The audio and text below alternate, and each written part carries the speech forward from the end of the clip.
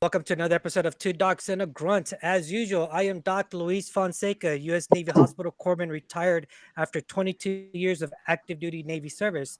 During my time in the Navy, I was deployed to Operation Iraqi Freedom and pushed into the Battle of Al Naziriyah on March 23rd of 2003. For my actions on that day, I was awarded the Navy Cross. As usual, please do not. As usual, I'm tongue tied today. As usual, please do not forget that although we do have Dr. Barry as one of our hosts, we are not here to deliver any medical advice. If you feel that you need to see a specialist or a doctor, please, we advise you to go see your primary care physician or your mental health care team as well. Although all of us have spent time in the military, we do not represent nor do we speak for the Department of Defense or any of its entities. And as always, some of the subjects we do cover could be a little triggering. So we advise everyone to please view at your own leisure. And up next will be our partner, Doc Barry. Hi, folks. My name is Andrew Barry, also known as Doc Barry. I am a psychologist and psychoanalyst, and I specialize in working with veterans and first responders battling post traumatic stress disorder. For tonight, Nate's going to handle the military bio. They've asked me to go first or to do my little part, and Nate will go after me. I met Mike, our guest tonight, Mike Anderson, Gunny Mike, on a website upwards of 20 years ago, and super supportive of our efforts for mental health for years now. He's been right behind us, and Luis and I were very fortunate to be able to meet him when we were out at the American Psychological Association conference in Denver. It was a great evening of fellowship, stories, sick jokes, and the usual harmless nonsense. But one thing I will tell you, Mike was very open about what he saw, what he's been through. Um, very, he basically just emptied the tank with us that night. I was very impressed by the honesty of it, the vulnerability of it, and the sheer strength of it. And I mean that. Thanks for being on with us today, man. Thanks, Doc. Now over to Nate. And I'm Nate Emery. I'm the token grunt for today. I have 33 years in the DoD. I did 12 years enlisted time and another 10 years as an officer, and the rest was a contractor or government civilian. And my combat tours were in Operation Desert Storm, and I was in Mogadishu, Somalia. And tonight, our guest, Mike Anderson. Got a long bio here today, but I'm kind of bulletizing it to get us going here. Joined the Marine Corps in April '92. I went to boot camp at Marine Corps Recruit Depot, San Diego, 3rd Battalion, India Company, Platoon 3047, for anybody who wants to look him up and or needs to find him again. He went to Marine Combat Training at Camp Pendleton, and then he went on for his A school training at Naval Air Station, Millington, Tennessee, where he became an airframe mechanic. His MOS is 6057. And then he went on to a C school at Naval Air Station, Jacksonville, Florida, where they had F-18s and FRAMP with VFA 106. So it's a naval squadron, right? Fighter Attack 106? Yep. An F-18 squadron. Okay. Yeah, and then April of '93, he was assigned to the Marine Fighter Attack Squadron 122, Marine Corps Air Station, Beaufort, South Carolina. He got promoted to Lance Corporal. He was there. And then June of '93, he joined, he was FAP'd to the Fleet Assistance Program to Marine Aviation Logistics Squadron 31, the Airframes Division, doing intermediate level maintenance. And Marine Corps changed that or made a new MOS and moved all those people that were trained to MOS 6092, which eventually became 6062, which in the aviation side and the communication side, they're always changing stuff like that. His first unit deployment he did with Marine Fighter Attack Squadron 122 with the Aviation Logistics Squadron Detachment to Marine Corps Air Station Iwakuni, Japan from July to December of 1995, where he's promoted to corporal. And in 1997, he did a second unit deployment to Iwakuni, promoted to sergeant in 1998. And then June of 99 to June of 2002, he was assigned to Beaufort, South Carolina again. But so they went to Marine Corps Air Station Fatima, Okinawa, Japan, with Marine Aviation Logistics Squadron 36 with the Airplanes Division. And while he was there, he got assigned. And this is hard for people to understand who haven't been deployed to Okinawa. So while he was deployed to Okinawa, then he got attached to a MU, Marine Expeditionary Unit, 31 Special Operations capable. January of 2001, deployed with a medium, what is that, HMM? It's a Marine medium helicopter squad. Yep. Yeah. 265 reinforced. Yeah, 46s. Yep. Oh, that's right, because the heavies are the 53s. That's right. And he was on the USS Essex, the LHD-2, until 1 September of 2001. And while he was with them, he did exercises with the Australian Army and Navy. And then September 11th comes along, and they find themselves locked down. But anybody who's been in Okinawa for a typhoon knows what lockdown means. They're Typhoon Condition 1. And while he was locked down, he received a call telling them they're going to redeploy yet again once they were in recovery from the typhoon. And got promoted to Staff Sergeant in October of 2001. And while he's deployed with the 31st MU, they were told they were going to go to Kandahar, which completely understand that because with the unit that I got assigned to in 2003 was Max 4, and I know that the guys who were Max 4 they went to Kandahar, and but a ship got caught in the typhoon, and due to things that happen on the ships at sea and storms that a lot of people don't realize, the aircraft were not secured to the flight deck properly. Yep. And so the helicopters had some damage due to rotor blades, and Harriers had seawater in the intakes of their engines. Oh. And so they had to go down to Australia for a few weeks. And so they watched the war against the Taliban. And then they ended up returning to Okinawa in November. The mission got scrubbed, due to timing. June 2002 to June of 2008, he was at Marine Corps Air Station Yuma, Arizona, with Marine Aviation Logistics Squadron 13. In 2004, he was assigned to the 15th Marine Expeditionary Unit, Special Operation Capable. And then in December, he deployed with HMM 165 Reinforced on the USS, I can never pronounce this correctly. Bonhomme Richard. Just call it Bonnie Dick. Okay. Yeah. I didn't.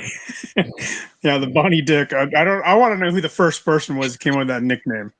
But LHD-6, a helicopter dock ship, is what it is. When he was with them, he was on Operation Unified Assistance, which was a Pacific tsunami. People remember that. And they got routed towards Guam or to Guam to pick up non-governmental organizations and supplies to provide humanitarian relief to Banda Aceh province in Indonesia. His first combat deployment, Arabian Gulf, immediately afterwards, he went with the MU. They put the ground combat element ashore at Kuwait, who then patrolled to Baghdad for 6 weeks, while the air combat element flew support missions over Iraq and Al Asad Air Base during OIF 5.1, 5.2. September of 2005, he returned to Yuma, and then 2005, he was involved with his first aircraft mishap. He was in downtown Yuma. He was a commander of the guard, ran the crash site and guard detail. I'm sure there's some stuff that you're carrying from that. February, September of 2006, second combat deployment to OIF 6.1 with MALS 16, forward reinforced Al Asad Air Base. In September of 2006, he got promoted to gunnery sergeant while deployed. Yep. In late 2006, he was assigned to crash recovery team at Staff NCOIC at Yuma, search and rescue squadron, and a UH-1 helicopter crashed in Box Canyon on the Army post at Yuma Proving Grounds. Five people died in that crash, and he was part of the team that gathered the debris to heel lift the airframe out of the canyon for the investigation. I'm sure that wasn't pretty either. 2006, he was diagnosed with PTSD. 2008 to 2014, stationed in Marine Corps Air Station Cherry Point, assigned to Aviation Logistics Squadron 14. I think you probably hit all of the MALS. Yep. MALS, MALS for people who don't know. 2011 is deployed with MALS 40 to Camp Leatherneck, back in Airfield, Afghanistan for Operation Enduring Freedom, and spent some time at FOB Dwyer, and it was his third and last combat deployment. And then he retired in May of 2014. He's married to the former Airman First Class, Sally Baird, U.S. Air Force, and he's got, I see one daughter, correct? Victoria? Yep. One daughter and three sons. And she was born while you were in boot camp. She was born shortly before I went to boot camp. Oh, okay. Oh, yeah, January 92, and you went to boot camp in April. Got it. Right. So I'm going to throw it back over to Doc Barry for his thought-provoking question, since he knows you well, and we don't have to do the whole interpersonal thing to get to know you first. He can just pull Band-Aids off. Thanks, Nate. Hi, welcome. Hello? Okay, I unmuted myself. Now you can hear me all the way from New York. I got a big mouth. All right. Well, from only if you're up to it. Remember, we don't go any place in this you don't want to go, but the most memorable aspect of the conversation that you and I had, Mike, was the, shall we say, helicopter cleanup. Yeah. Only if you're up to it. The floor is yours. Okay, so first off, I had a real problem when I first got out, and I was diagnosed through the VA with severe PTSD. I have friends who've lost arms and legs. I've had friends who've lost Marines under their command, and all I was basically what you call a FOB. I stayed on the FOBs while I was overseas, and I didn't feel like I did anything except keep CAS and CASEVAC flying. But the doctors made me understand that there are a couple of things that compounded to contribute to the PTSD, and one of those things was the helicopter crash in 2006, right after I got back from my second tour. So there was a search and rescue helicopter, UH-1, that crashed in a box canyon on Yuma Proving Grounds, and it killed all aboard. I think there was one. I think there was one survivor, Lance Corporal, that made it, but the rest of the people perished, and there were 5 deaths. So when you're part of the Aviation Logistics Squadron, like I was, we run quality assurance for everybody on the flight line. We're basically the Marine Aircraft Group's quality assurance department. And when you do an aircraft crash investigation, you have to get the quality assurance inspectors together to, gather everything that you need from the crash site. So they came to us and they said, "Hey, we're making a crash team.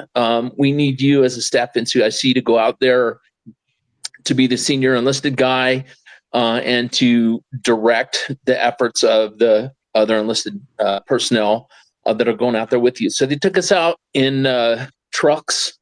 We had to hike out about a mile and a half or 2 miles to where the helicopter crashed. It was in a small box canyon. When I say a small box canyon, it was just big enough to fit the helicopter in. There was probably 3 feet of clearance beside the helicopter and 4 or 5 feet of clearance in front of the helicopter. And when it crashed upside down. So we proceeded to cut the tail boom off, put it on a stretcher, carry it back to the truck. We proceeded to try to, pick up all the pieces that were scattered around the canyon, the pieces of the airframe and the rotor head and stuff like that. While the crash recovery guys were using like jaws of life and balloons, like crash airbags, to lift the helicopter enough so that they could strap it. And once they strapped it, they flew in a CH-53 to airlift it back to the air station where they could do the investigation. As part of the investigation, you have to recover all of the pieces of the helicopter. You can't lose anything. So we couldn't take the risk that something would fall out of this damaged helicopter on the way back. So the colonel who's in charge came over to me and said, "Hey, Gunny, get a couple of your lance corporals and send them into the aircraft to make sure that you clean up everything that's in there. Pick up all of the, broken instruments, anything that you need to do to get all of the loose pieces out of the aircraft before we heli-lift it out of there." And I was like, "Roger that, sir." And he walked away. I turned around to the staff sergeant that was there. I said, "Hey, man, we're not sending these 18-year-old lance corporals in here. We'll go." So the staff sergeant and I climbed through the chin bubble of the UH-1 into the cockpit. And I didn't remember this until I went through extensive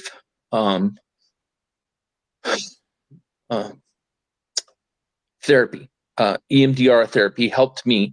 I mean, before I went through EMDR, I just say, yeah, we cleaned up the crash and that was it. I didn't go into details. I remembered a lot of the details after I started doing the EMDR because they were things that were tough. We crawled into the UH-1 and we unbolted these blood-soaked seats from the cockpit and carried them out, picked up all of the pieces. We were crawling around inside this upside-down cabin that was full of hydraulic fluid, body fluids, medical waste, fuel, and basically picking up all the loose things and getting them gathered up so that we could get them out of there.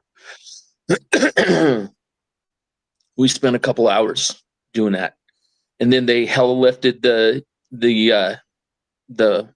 airframe back to the air station, and we hiked out, got on the trucks, and drove back to Marine Corps Air Station Yuma, which is probably 25-minute drive away. And the whole time I just sat in the back of the truck quiet. We were it was like in the back of a deuce and a half, with a canvas cover over it. And we were back there. All the young Marines were back there being quiet or smoking and joking, whatever they were doing. And we rode back.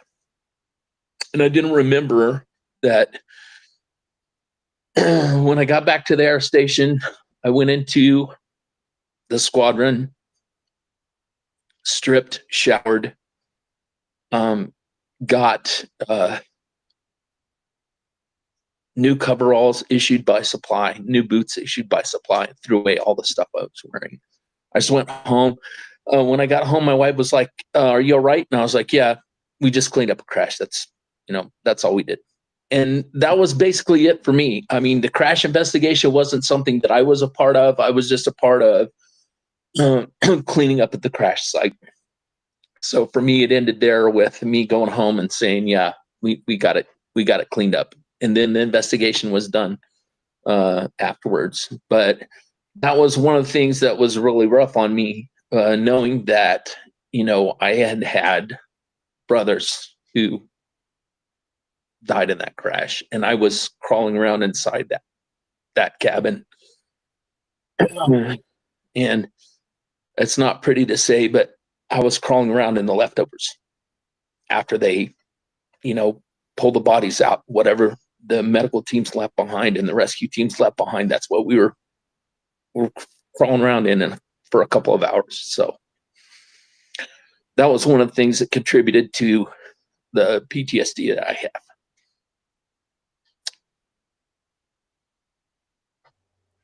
Now, Mike, I got a question for you on that aspect because you said something that that I think a lot of good leaders, good senior personnel would probably do just like you did, which was, tell another staff NCO like, hey, look, our young 18, 19-year-old men and women, let's kind of shield them from this, right? Let's shield them from Yeah. this horrific event, and let's us go in there and take care of it. Do on the aviation side of the house, when it comes to mishaps, that's the actual terminology for it, correct? If I'm not mistaken, Yes, sir. a mishap. When it comes to these mishaps, besides the rescue crew, in the Navy on a ship, they're the ones that wear like the red vest. But for Marines on the ground or whatever, do they put y'all through any type of training to try to prepare y'all for such a horrific event, or is it just a PowerPoint slide like, hey, when a helo goes down, this is what we go do, and it's kind of skipped over? Okay, so there are, I can't remember the exact number, either 32 or 38 managed and monitored programs that are controlled by the Quality Assurance Department of the aviation squadrons. It's called the NAMP, the Naval Aviation Maintenance Program, and they have protocols set out for, taking care of hazmat and monitoring hydraulic contamination and dealing with gas-free engineering and all these things that you need to run an aviation squadron. There's rules. When before they went digital, there was 7 volumes, big, volumes that you had to go through that listed everything. And there's warnings throughout those volumes that they always tell you they're written in blood.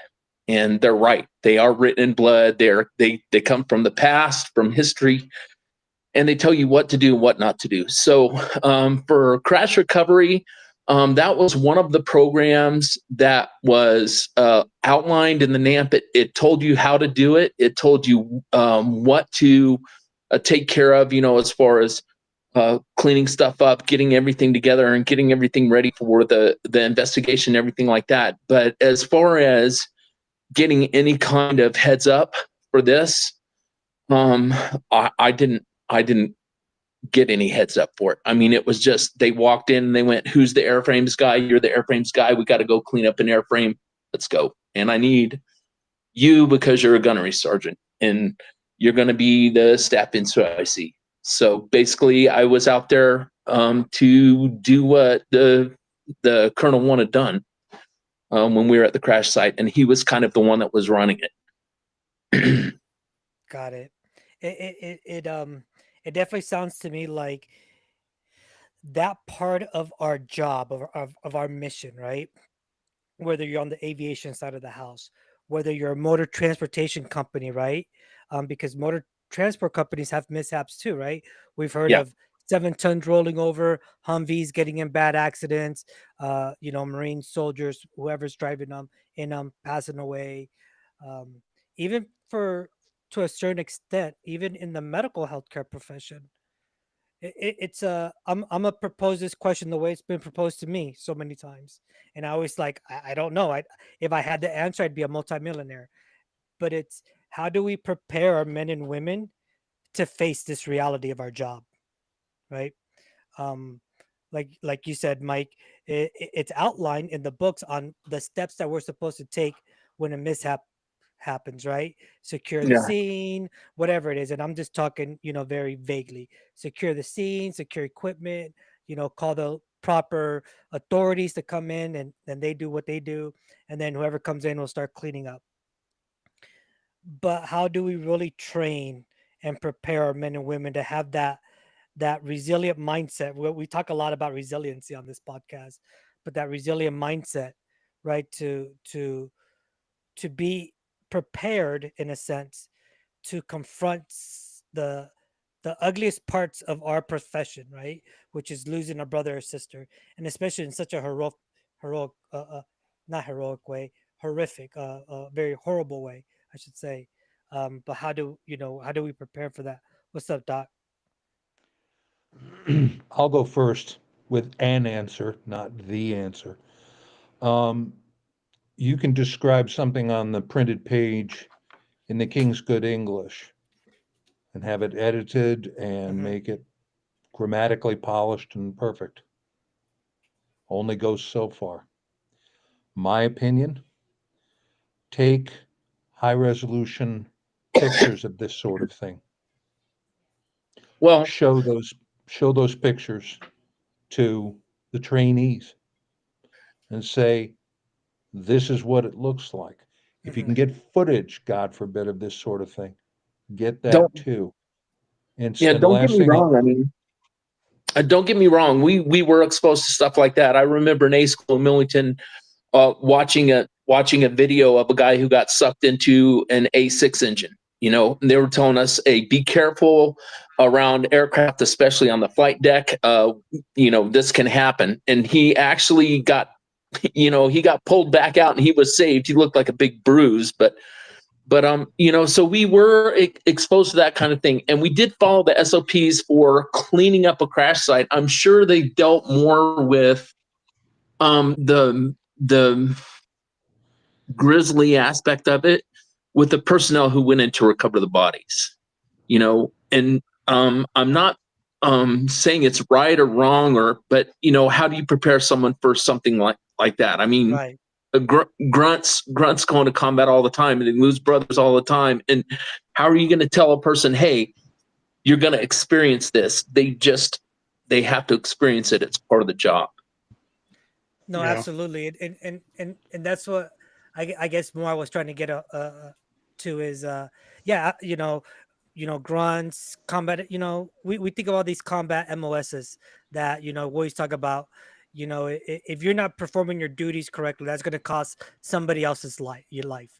In the medical field, as a corpsman, we do a lot of hands-on training, simulation training, but there's really, and I guess maybe I'm looking for like this blanketing that 100% shields all of us, right? But it doesn't. That's very unrealistic, right? But You can't. It's a fact of military life, especially in operational situations.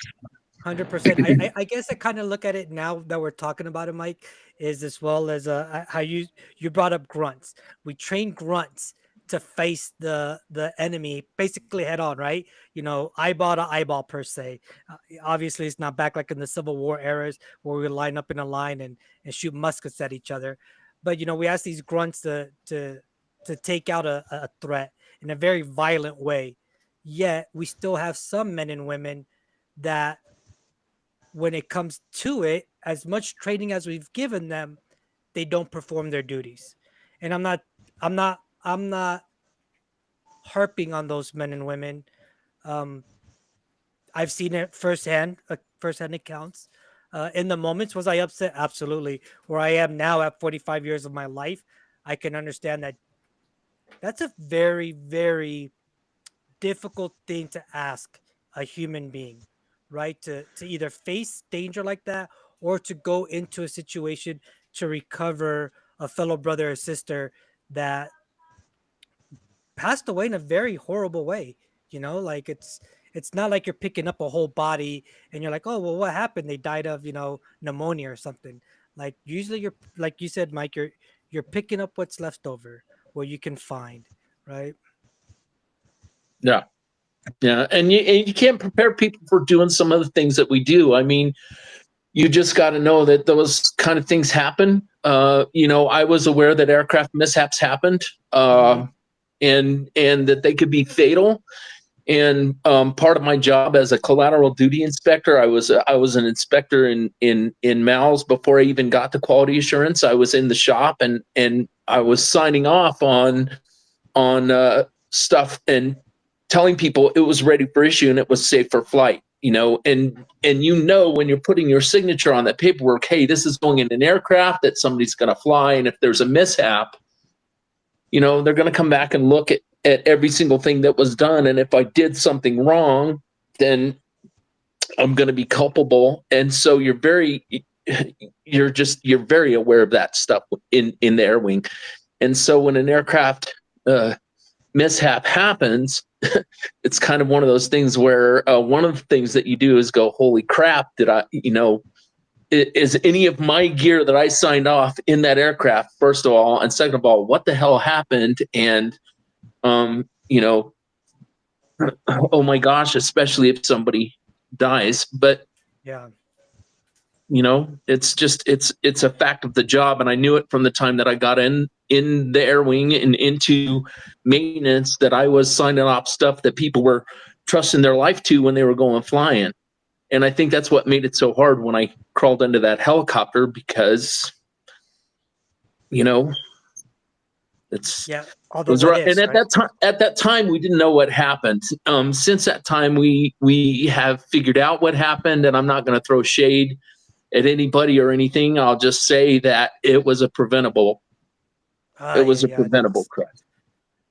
I think that's always the worst. And you said it earlier too, Mike, right? To know that you signed your name on a piece of paper, that paper was basically giving those pilots the okay to, hey, take off, sir, ma'am, right?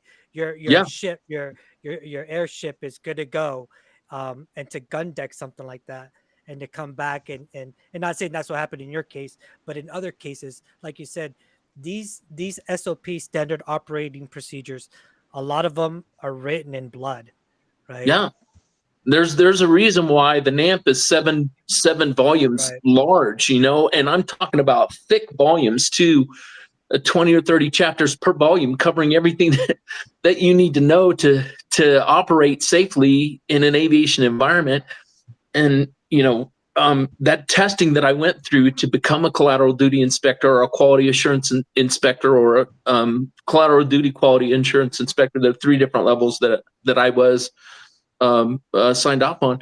The testing that you have to do is in-depth testing. So you are very aware of the fact that, hey, I'm signing this, I'm putting my signature on it, it's got to be good to go, because some pilot's going to look at that and say, okay, it's signed off, let's fly. And you don't ever gun deck anything. Wow. Yeah, no, absolutely. I came from the Amtrak world, the AAVs, and I don't know if you gentlemen remember about maybe 7-8 years ago, we had 2 AAVs that went down.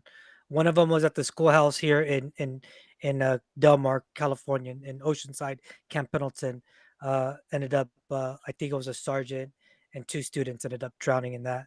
And then it was a few months later that we had another AAV go down. And that was where it was 8 or 10 Marines were inside of it, plus a Navy corpsman. And both of them was because of gun decking.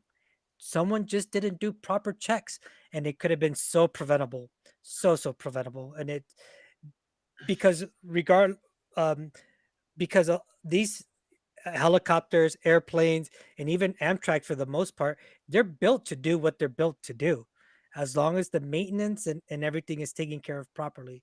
So it's very sad. It's very heartbreaking when those mishaps happen, for sure. No.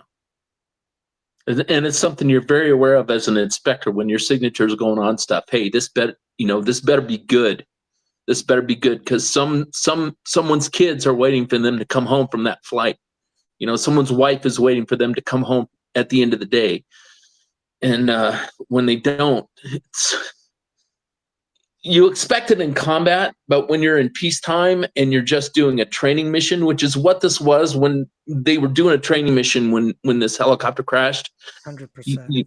You don't expect stuff like that to happen.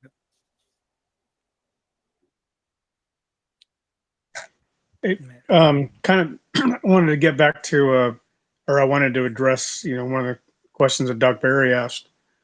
I don't think it's possible to completely train people up to something like that, something that tragic, and not be affected by it.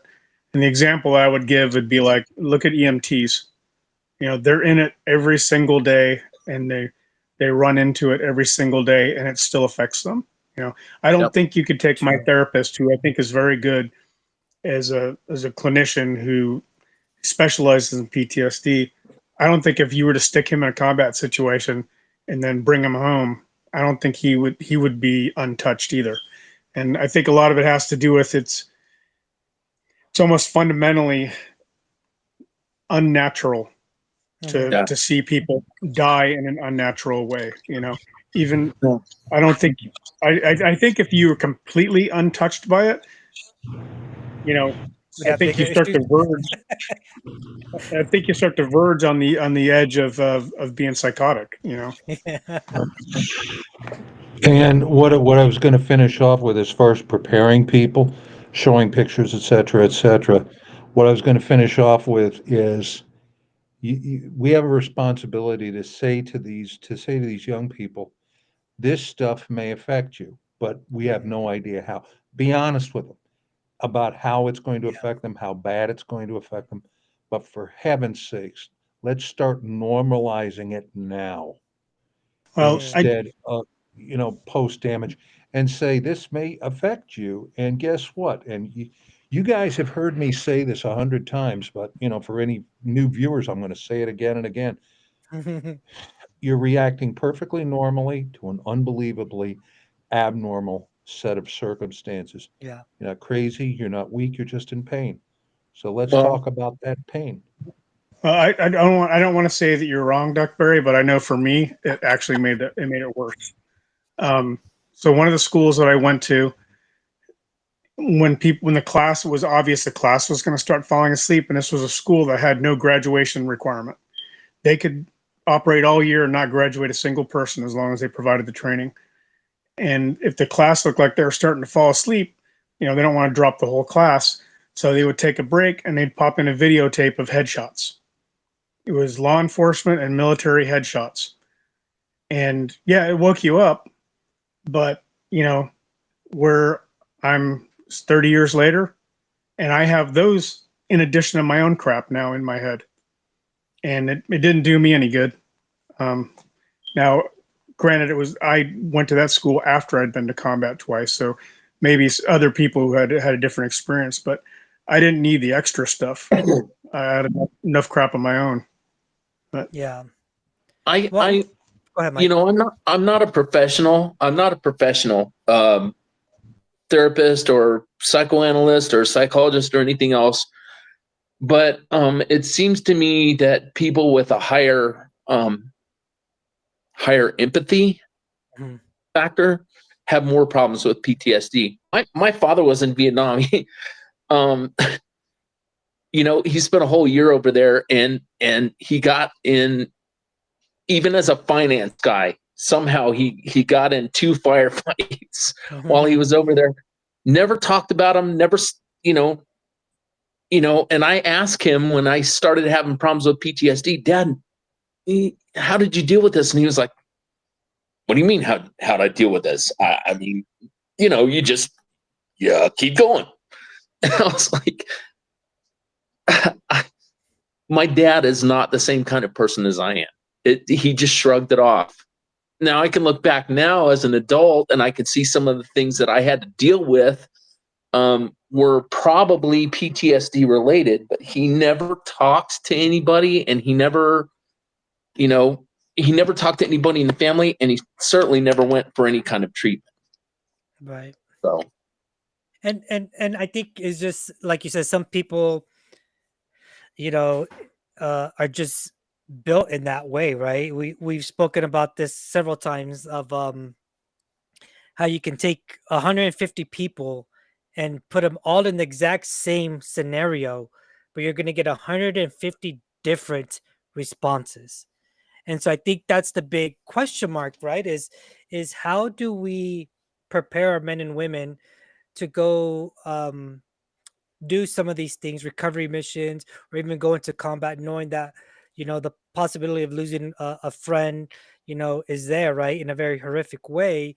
How do we prepare 10,000 people that are going to experience this, right, and to say, hey, but we're going to show you how to build a resilient mindset when everyone's going to process it differently. Everyone's going, Mike, your dad might have never spoken about it, but what about the stuff that he never spoke about, right? Why didn't he ever speak about it? Was that the way that he safeguarded himself to not go into into a depression or a PTSD episode or a flashback? We might never know, right? I don't know. I talked to my grandfather before the end of his life. He passed in 95. I talked to him. He had been in Europe for 2 years during World War II. And when he came home, he slept with a 45 under his pillow. And he woke up one night looking across his sights at my grandmother on the other side of the bed with a black eye. And him and my grandmother slept in separate rooms for the rest of their lives. And that's how they dealt with it. But he told me, he said, yeah, this came from being overseas during the war. Right. So, I mean, I think for some people, I think training is good. And I think that it doesn't, despite what I've said, I don't think that I'm not saying that no training is the answer. If somebody gains something from it, that's good. But I think the most important thing we need to train to, and I don't know if they're doing it well now or not, but it's one thing to say, here's a phone number. Hey, go talk to this person.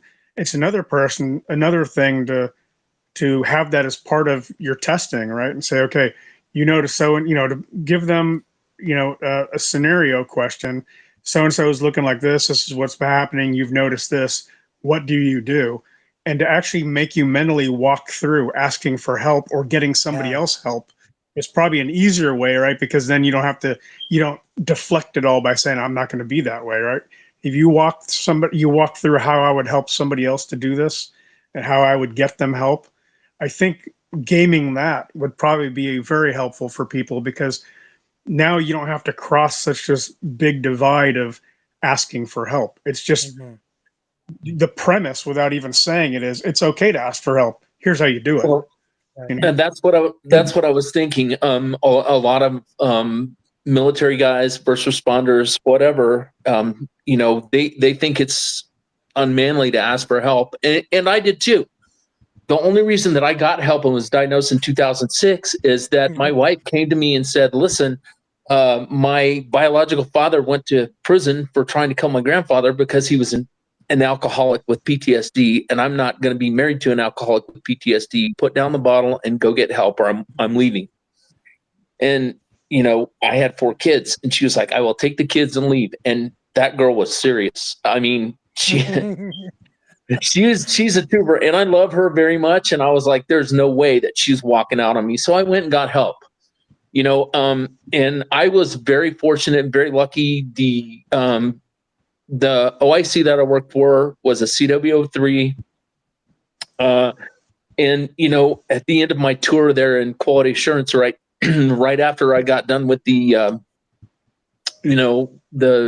crash and 6 months worth of PTSD counseling, walking around honking like a goose, not being able to talk. I was stuttering, and twitching, and people were making fun of me, calling me goose call and all this other good shit. And when the gunner gave me my fit rep, he gave me my fit rep and a Navy comm, and I was like, sir, why did you write my fit rep this way? Why did you give me the Navy comm? I don't understand. I struggled. And he was like, Anderson, listen, you walked around here quacking like a duck. You were twitchy. You got angry easy, all this other good shit, but you still came in and you did your job, and you did it better than anybody else did. And you went and got help, and there's nothing wrong with that. And so you're going to be at the top of my tree for, judging gunnery sergeants. You're the highest fit rep that I've ever cut, and you're going to stay at the top of my tree. And I ran into him in 2014, right before I got out of the Marine Corps, when he was sent to my unit to wait to pin on colonel. he was a major, and he was waiting to pin on colonel and go to billet at a wing. And he told me before I got out, he said, hey, Gunny, you're still number 1 on my list. And this was, freaking almost 10 years later. So, awesome. I mean, I was lucky enough to have leadership that understood what was going on and did not did not look down on me for what I was dealing with, but saw that I was still contributing and still doing my job, and that's what we got to do. We got to take away the stigma of going to get help. And 'Cause you for can- people who don't know the context, that's a huge credit to you and your command. Because in Absolutely.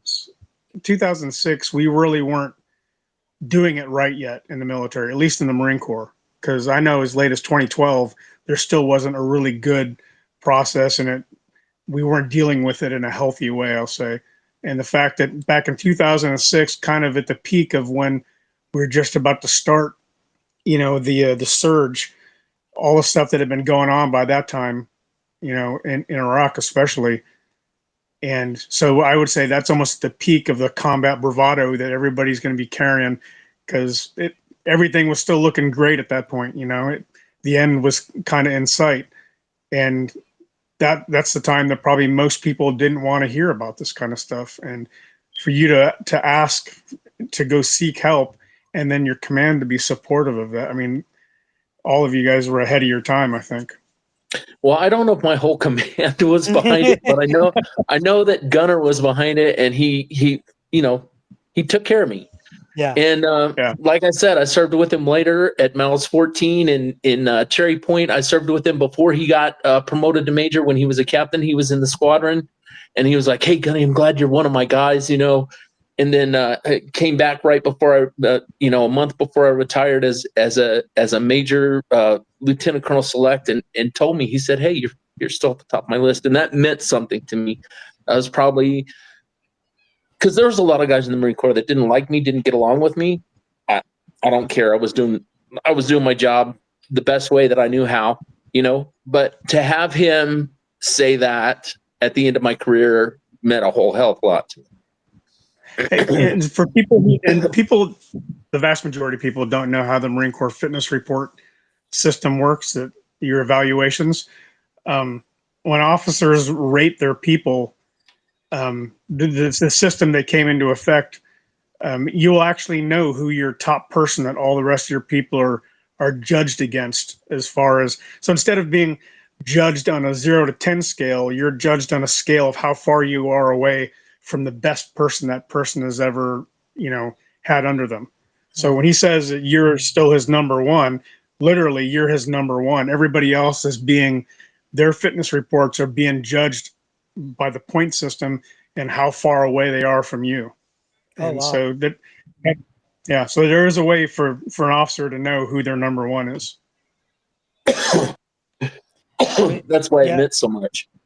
Absolutely.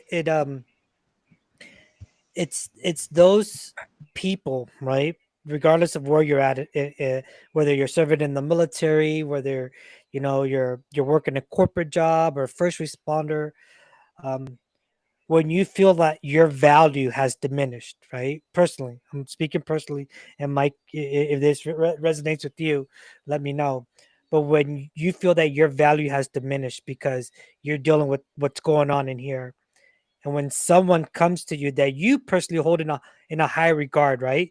You almost kind of walk up to them embarrassed a little bit, maybe a little bit of shame, a little bit of guilt, and they're like, "Dude, like you're still my top one, bro." You know what I'm saying?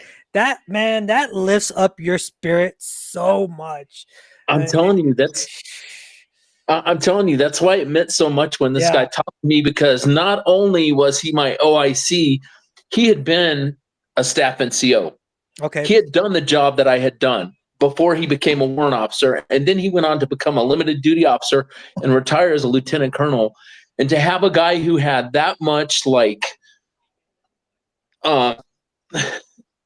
gravitas to what he did, to have that much of a background in the Marine Corps, where he'd been there, done that, seen that, been through that himself, say that kind of thing, it was like, all right, this means something. Yeah. It makes you feel like, all right, fuck it, I got this. All right, let me get back on it, and I got this, right? So that's amazing. Talking about how do we prepare men and women for these events, and Nate, you kind of in my perspective, kind of hit the nail on the head. We really can't prepare them for the event itself, but we can absolutely do a hell of a lot better job to prepare them for the aftermath and how to overcome that, right? Man, imagine having Mike in the schoolhouse, right? And when it comes down to mishaps, you have him come in and say, hey, privates and PFCs, this next section that we're going to go over is mishaps. It deals with more than just losing a plane or a helo. It deals with losing a fellow brother or sister. And we have someone here that would like to share their experience with you all, right?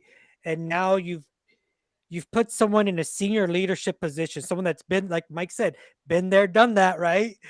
And now they're like, hey, look, what you're going to experience is something unlike anything a textbook can prepare you for. But what we can prepare you for is how to handle it in a healthy manner.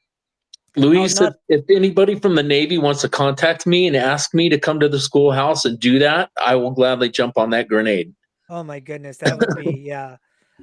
I mean, I don't know. So someone correct me if I'm wrong in my thinking, but I think to have someone like that, right, at such a young age in your military career before it really kicks off, and from that moment on, already start telling these young men and women, right, and even those that come in at 28, 30 years old, to us, those are not at our age, right? We see those 26, 30-year-olds are like, man, y'all are still kids too. Dude, I was 27 when I went to boot camp. You're talking about me.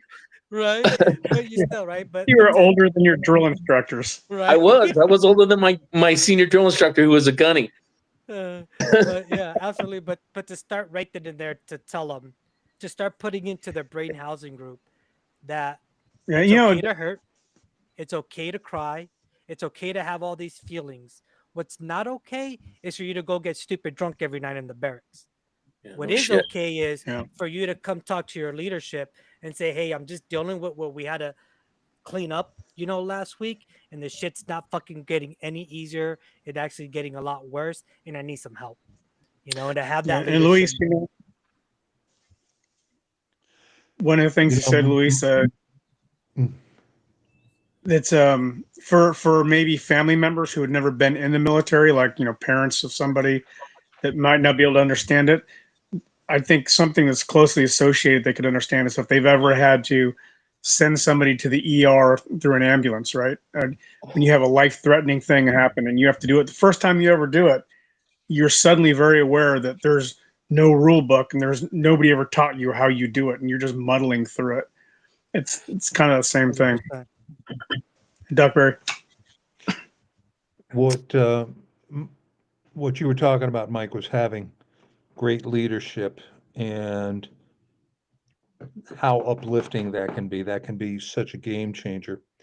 Remember, you and I, when we met up out in Denver, we were talking about other experiences with leadership that leaves a lot to be desired.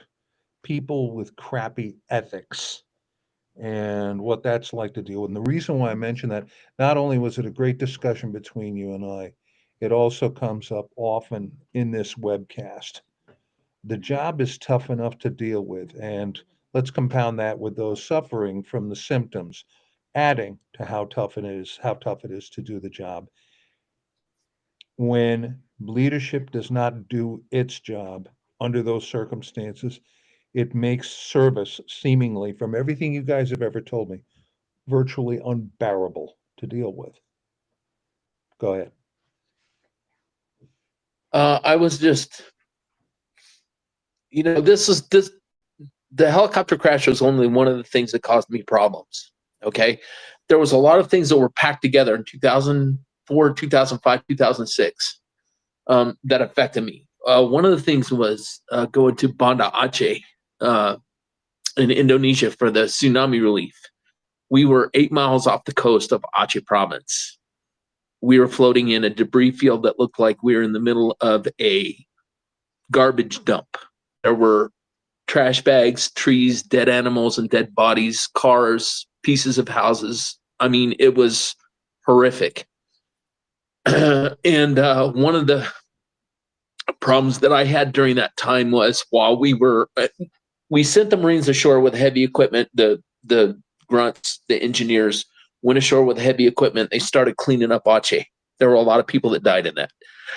And we were trying to clean up. And then the government was saying, okay, we're going to take all of your aid supplies. You're going to deliver them on the dock. We're going to take all the food and, send it out to the people. And the MUCO was a badass. I don't know if he disregarded what he was told or he got under the table okays or whatever, but he basically told the leader of that country, hey, screw you. We're taking the food out to the people in the provinces. And we flew rice and water and all kinds of food supplies, MREs, all that other good stuff out to the people. We were kicking them out of the helicopters to feed the people out in the provinces because we knew he was trying to crush, Tamil rebels and other people. So we didn't care about that. We cared about feeding the people that needed food, But while we were doing that, I was stuck on the ship and I was helping set up a water plant, making as an airframes mechanic, I made hydraulic lines and stuff like that. We put in the other part of my division was metalsmiths. They worked in manufacturing stuff out of metal and machinists. I mean, my shop, we could have built a motorcycle in my shop from scratch. If you gave us the stuff. So we were putting together water manifolds to help make the water delivery system for the purification for the water for the saltwater purification to make it able to fill more than one jug at a time. We were doing that kind of stuff on the ship. But what happened was there were bodies floating around us. We're 8 miles offshore and there's bodies floating around us. And one of the bodies that was bumping up against the ship, right below where my shop was. So if I went out the back door of my shop onto the catwalk to try to get air, I saw this body was a young child. I don't know if it was a male or female because it was face down in the water, but we couldn't pick up bodies. We couldn't bring disease onto the ship, and it was up to the host nation Navy to pick those bodies up. And it took them, I don't know, five days maybe to come get those bodies. And that body was the same age as my youngest child at the time. And I didn't realize that affected me. So again, another situation where you're dealing with death, you're dealing with horrific events that, you have no frame of reference for before you deal with them. You just got to wait in and do your job until the job is done and then deal with whatever afterwards. So, I mean, Yeah, definitely. I think regardless of what our job entails in the military, obviously some of us might face it a little bit more than others, or a lot more than others, I should say. But there's always that understanding that what we get asked to do isn't always the prettiest things, right? It's not sexy. It's not, we ask a lot of our men and women, especially over the course of a 20-year war. One thing I've always was perplexed about was in 2005, I was in Al Asad. I was running convoys out of Al Asad, and we had the mortuary affairs group there. And I come to find out the mortuary affairs group that was made up of all these Marines, these young PFCs, lance corporals, young corporals, were all from they were all either cooks, they were all finance people, they were all postal clerks. They all got fapped over to the duty. That wasn't their job. They got sent over there because they needed a body to fill a hole. And they needed a body to basically fill up body bags. Let's call it what it is, right? Let's let and Oh, the Jesus Christ, the man. amount of young Marines who would have come over to medical. So I was with Bravo Surgical Company, but I was running convoys the whole time. So I was very rarely back at the Hardin building. But the few times that I was there, um, yeah, I remember so many of those mortuary affairs Marines being there because, like we said, their training was all of, hey, you're gonna help recover bodies and see dead people. If you have a problem with that, go see medical. Like I think that was the extent of their training. And Jesus. and to we asked this of so many of our military personnel, and it's so yeah, so our job in the military um definitely is not sexy at all times um whatsoever. But I'm just rambling, You you know, guys. no, you brought up something that irritated me when I was at headquarters Marine Corps doing manpower, and we would go through these. There's a process where you justify how many of each kind of Marine you need for every kind of unit. And we were always slapping the table on these. They're called tables of organization and tables of equipment. In the Yeah, table of organization, we're always slapping the table saying it's right, it's right. I'm like, yeah, if we've got it so right, then why do we have all these IA billets? If we have every time we create these units and have to take people from all over the place to fill it, that's a problem. That means that we didn't forecast what we need and we haven't built our force correctly. And it irritated the crap out of me. And because the Marines would just get it done and get it taken care of, the officer says to the senior staff NCO, here's what we need done. The staff NCO is going to get it done. Right? yeah. And because it got done, everybody thinks there's no problem. Absolutely. I And had a couple we of must buddies be- who were on IA billets. One of them actually ended up flying combat missions and acting as a door gunner, training Iraqis. Right? No combat aircrew wings. Flew many missions, and luckily he was at a joint staff, and the Air Force recognized him with air medals and stuff like that, but couldn't even get combat aircrew wings because he didn't go through combat aircrew school. And another buddy, that was Carl Cole. I had another buddy who was a gunny, Kenjiro, and I don't know if he was on an IA billet or if he was just with the Maus, but he was actually at Bastion in 2012 when the terrorists came through the fence with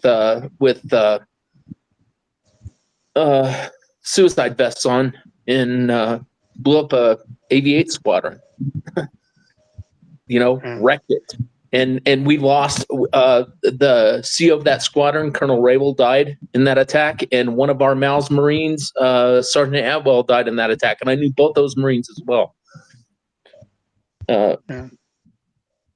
Colonel Rabel I knew as an aircraft maintenance officer when he was a major. I inspected his squadron, and Atwell was a Lance Corporal in Maus 13 when I was there in Yuma. He was in the avionics department, and he was actually a sergeant when he was KIA in 2012 or 2013, I think, when that attack happened. Just crazy stuff. And how do you prepare? I mean, we say every Marine's a rifleman, right? You got to expect to be exposed to this kind of stuff. But how do you prepare somebody who works in an avionics shop fixing electronics or flies aircraft for ground combat? You don't. Yeah, 4 weeks at Marine combat training doesn't cover it. Yeah. No, Yeah. absolutely. But Marines get it done, and then they deal with the after effects later. 100%. And y'all too, Nate and Mike said it perfectly.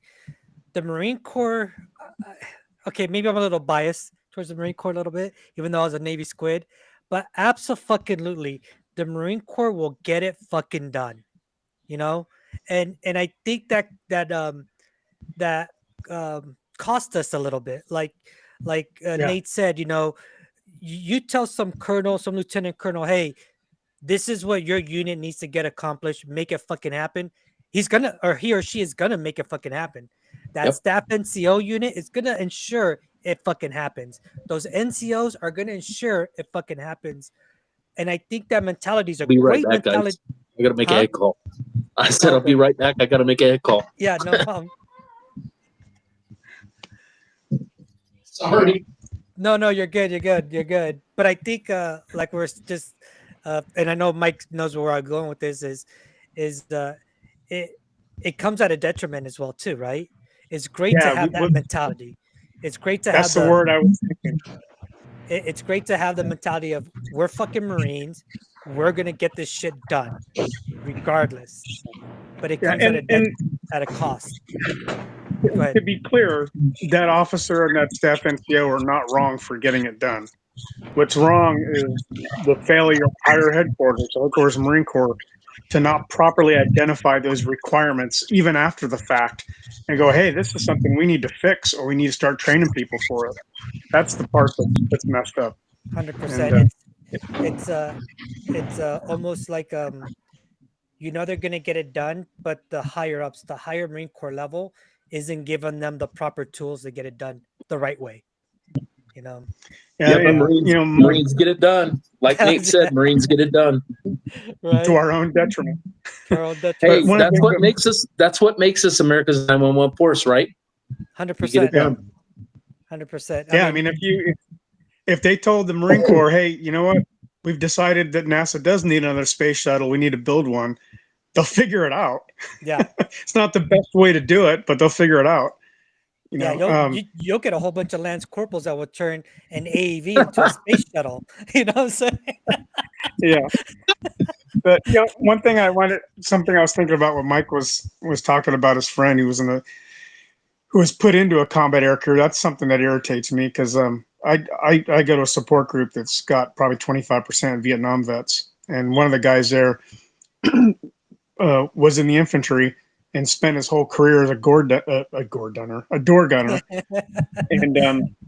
and part of the problem that he had with proving his PTSD was they're like, well, you weren't part of an air crew, so why were you a door gunner? And wow, I'm going to keep saying that over and over now. But it's like the combat air crew wings. Was the purpose of that to recognize how they served, or to recognize that they passed a whole bunch of exams? Exactly. The only proof that Carl Cole has of what he did was there's actually a picture of him on the cover of Marines magazine, knee deep in brass, standing in the doorway of behind a gun, shooting. And why did they deny him aircrew wings? Because he didn't go through aircrew school, because he didn't do the syllabus, the training syllabus. It's bullshit. Yeah. That's wrong. Just to retrack a little bit for those that are in the audience, and those that will watch in a future event. So an individual augmentee, which is what an IA stands for. Yeah. With the exception of very small roles, I don't want to say small roles, but with the exception of certain MOSs, or in the Navy we call them NECs, Navy Enlisted Classification Codes, MOS, Military Occupation Specialty. With the exception of very few of them, you can honestly, take, let's say, in the Navy, someone that's been trained how to paint a ship, a bosun's mate, you can augment that person to go to a security force, and they might send them to a 2-week, 3-week course on how to properly handle a weapon, how to put on their vest, and how to stand gate guard. So yeah, same thing in the Marine Corps. And you gentlemen, please correct me if I'm wrong. Like, Mike said, you could take a Marine that's never gone to a school to be in the air side of the house, but they need that body, right? Sure. And a lot of people think like, well, how hard is it to train someone to stand in front of a gun, and if you see a threat, pull the trigger? Hey, you're good to go. You're ready. This is what happened to Carl when he went to the IA billet, right? He's a calibration technician. He calibrates gauges, he calibrates benches, he makes sure that stuff is like mirrored correctly, to do stuff. He shows up at this joint billet, and the Air Force colonel that's running the joint billet looks at him and goes, "Oh, you're a Marine? You're a weapons specialist. Go to the armory." And so, because he's a Marine and he knows how to handle a Maudus or a freaking saw or 40. He gets stuck in the armory, and then he ends up flying missions and training Iraqis how to be door gunners. Right. And that's how a Yeah, there's- calibration technician ends up knee deep in brass.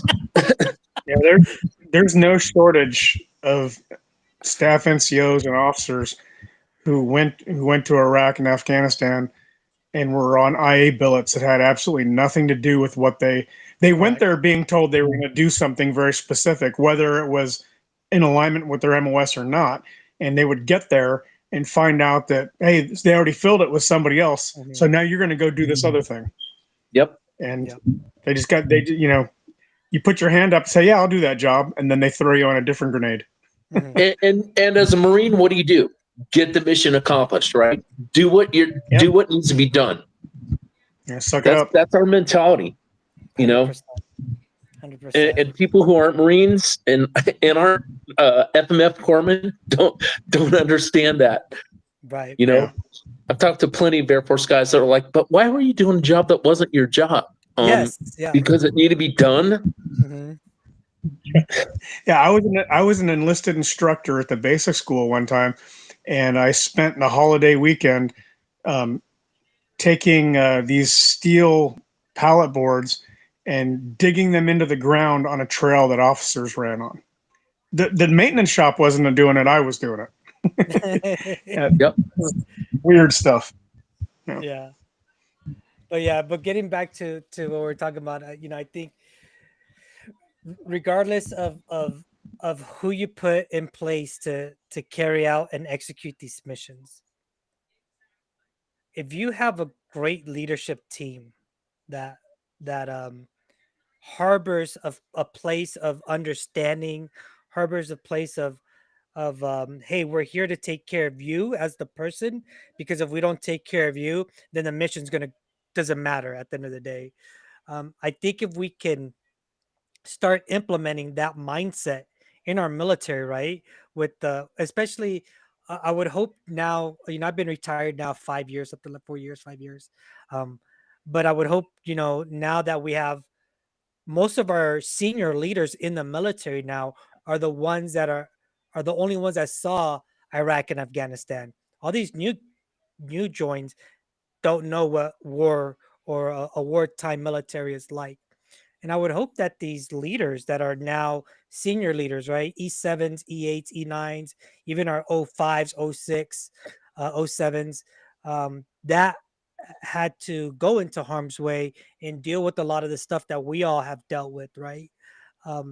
Are harboring these places for these young men and women to feel, I don't want to use the word safe, but I guess that's the only word I know how to use, but to feel safe, to be like, hey, right now I'm just hurting and I just need some help, because the mission that's going to come around the corner, I don't feel I'm going to be as well prepared for you all as I should be.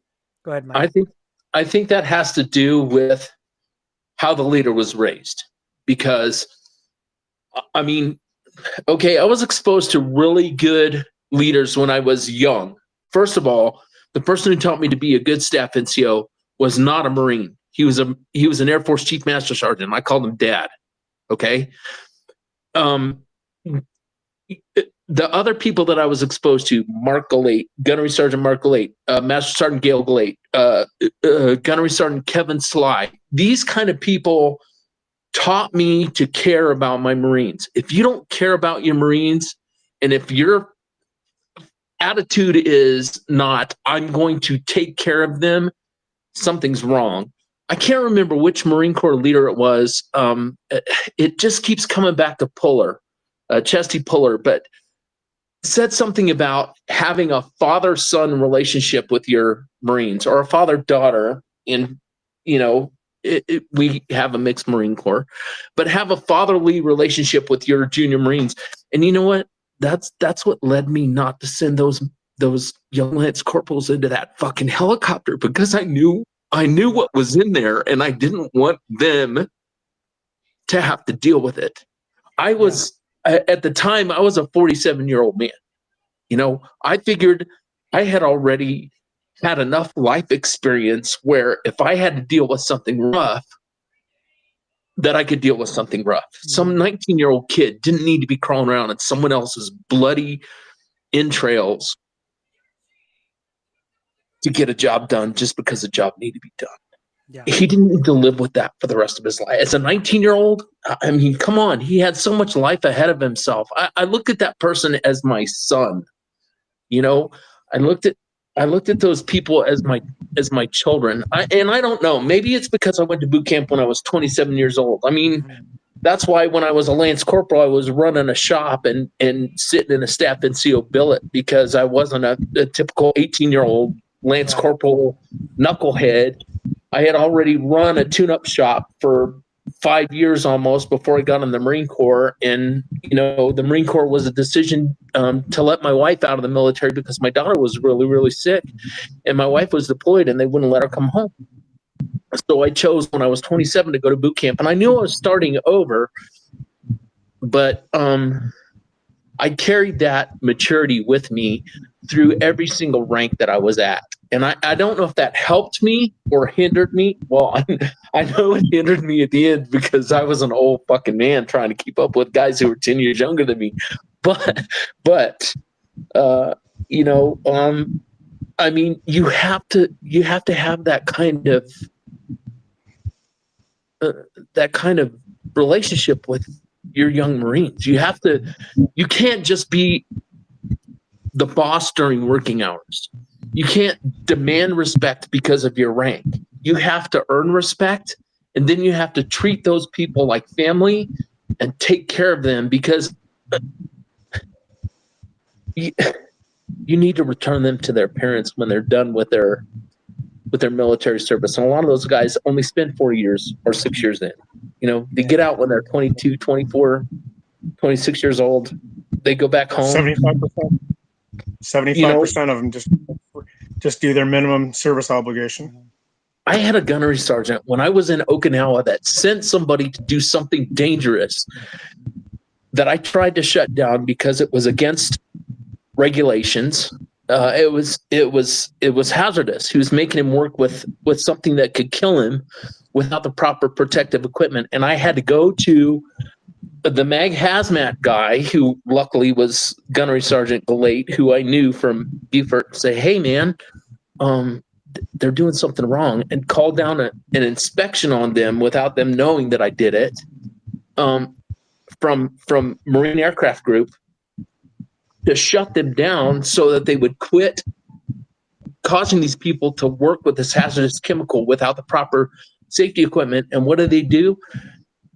They lied about what they were doing, and they made sure that I had to check in with them before I left to go inspect what they were doing. And I checked in with the front office every time I left to inspect, and the front office would call them and say, "Okay, put away everything that's illegal. Anderson's coming over." And, you know, I had a kid named Chopla who was, was a Lance Corporal, and he was like, "Aye, Gunny," you know, and he did what the Gunny told him to do, not what the staff sergeant told him to do. And I saw him 2 years later, and he was having problems with cysts in his lungs and everything else because he was breathing this hazardous material. And all the gunnery sergeant cared about was making mission, doing what he's supposed to do, and not getting his ass chewed. And I'll tell you what, if I ever catch that gunnery sergeant again, I'm going to kick his fucking ass, because he caused that guy to have medical problems for the rest of his freaking career. Yeah. There's the huge difference between a tyrant and a leader, you know, is look who they produce in the end. Mm-hmm.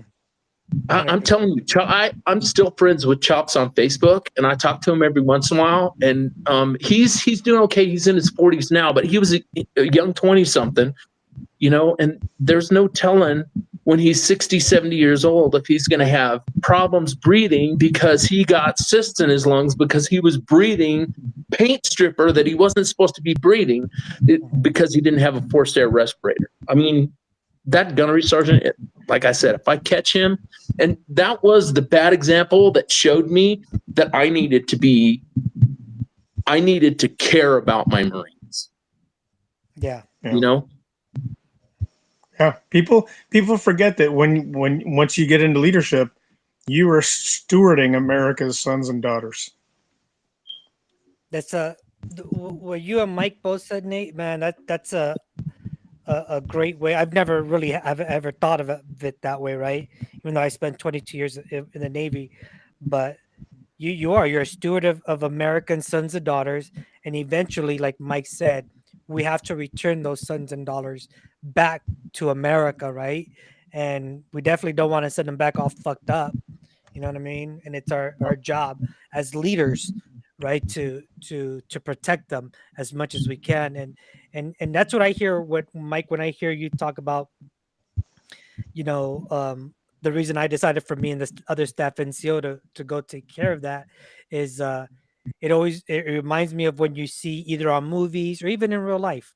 In real life, um, you know, let's say a child gets hit by a car right crossing the street, and you hear the parents say, "Give me the pain, give me that burden, give me the broken bones, give me the cancer, give me the illness." That's what I hear when I hear you talk, Mike. Is in that moment you recognize the hazard and you said, "No, give it to me," because my young little brothers and sisters don't need to go through that. And I applaud you for that. I commend you for that. Definitely for me, it's a testament of a strong leader. And I'm sure those men and women, they might not understand it because they didn't have to go see it, but I can assure you that they are very appreciative that they had someone like you to stand up. Yeah, and you take didn't that rob pain. him. You didn't rob him of an experience. You protected him no. from it. That's what I was trying to do. And, you know, I didn't make friends doing it. There's a lot of times where people said, God, the mission comes first, Anderson. What the fuck are you doing? And I was like, protecting my fucking Marines. Yeah. Some of them got it, You know- some of them didn't. You know, I have young Marines now that I've tried to contact since I got out that are like, Gunny, go away. I don't want to talk to you. You suck. You know what? It doesn't matter if you think I suck. You're one of my best Marines, and I'm glad that I got a chance to be your Gunny. Yeah. There's a lot of examples where people will say, you know, how come the sergeant major and the lieutenant colonel were on the bird for the trap mission, you know, to tactical recovery of aircraft and personnel, you know, or why was the captain leading this frontal assault, you know? Mhm. And they weren't up front out of ego, they were up front out of heart, you know. Mhm. That's what it comes down to. I mean, Well, I'm sure there's probably some examples of people who are there by ego, but I think by far they're the exception. Right. I got that from my grandfather. I got that from my father. I got that from Mark and Gail Galate and Kevin Sly and all of the good staff NCOs that I ever worked for and worked with. Mhm. And I'm glad that I worked with those people because they taught me how to be a leader. They taught me what it meant to be a gunnery sergeant. I'm also glad that I was a gunnery sergeant for eight years because I got a chance to work all through that rank, from being a young gunny to being the salty old guy. You know, I enjoyed every minute of it. I miss the people. I don't miss the circus. Yeah. Absolutely. Yeah. I think I- somebody I- said that before. You know, I think a lot of us in the military, we always talk about, like, you know, what do you think is the best rank to have? And I think there's never always just one best rank to have. I think certain ranks have absolutely their highlights. But I could honestly say just about every gunnery sergeant I've ever met, whether they retired at the level of a gunnery sergeant or continued on, has always said gunnery sergeant has been the best, their favorite Fuck rank yeah. to ever hold. Oh yeah. And I think for a lot of junior personnel, and I can only speak about myself. Now I had respect for everyone, right? From my privates all the way up to the sergeant major, but there was always something about the company gunny, fucking the gunny, that old crusty gunny. You don't hear about the old crusty first sergeant or the old crusty sergeant major that still gets their hands dirty. You hear about that old crusty gunny that will tell first sergeant to go fuck off, stay in his fucking lane, right? I was, And I that was- Gunny will go get dirty with his Marines or her Marines. I was talking to somebody today. They were making a comment about something I posted on Facebook. Luis, Doc, you're connected to my Facebook account. You probably saw that thing about the Gunny, knowing everybody. And he said, Jesus, that's so funny. And I told him, I said, hey, listen, Gunny was the best rank in the Marine Corps because you were the shit stopper. You stopped the shit from the bottom up. Okay. Right? You took care of your Marines below you. If they were doing shitty stuff, you took care of it, and you stopped the shit from the top down. If the CO, the sergeant major, or somebody he came down on you and said, "You need to do this," you were the barrier between yourself Got and your young Marines. I fucking loved being a Gunny, dude. I loved it. So, Yeah. go ahead, Nate. I was going to say, well, if you're going to start something new, go ahead. I was gonna take it a little different direction, but I didn't Yeah, want to go throw ahead. you off. No, so Mike, answer me this question, because believe it or not, it wasn't towards maybe the end of my Navy career that I started hearing this nickname, and I never heard it. And I was with AAVs, I was with grunt units. My gunnery sergeants, I always knew them either as gunnery sergeants or gunny.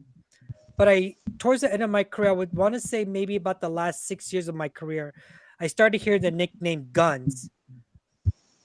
Where does that come from? And now I do understand that the rank of gunnery sergeant when it was established was because they were usually the most senior sergeant that knew how to operate the guns on the ships, right? Back in the day when that's what really Marines, and I'm talking about back in when we still had wooden ships. Oh yeah. Right. So is that where the whole nickname Guns come from? Do you know or anything like that? Or Yeah. It was from the guys who actually knew what the hell they were doing, and they were the one that was in charge of the guns. And so Guns was like, okay, gunnery sergeant is what I was. Yeah, that was my rank.